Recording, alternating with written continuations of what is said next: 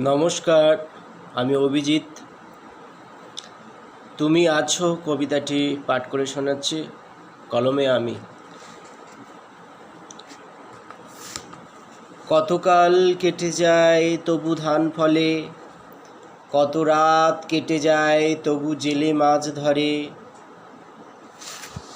তুমি আছো ইয়াদের মাঝে বিশ্ব সংসারে, তুমি আছো রোদে পোড়া মানুষের ভিড়ে।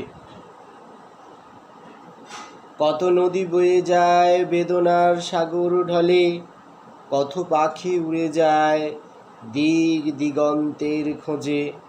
তুমি আছো দুকুল ছাপিয়া কান্নার সাথে,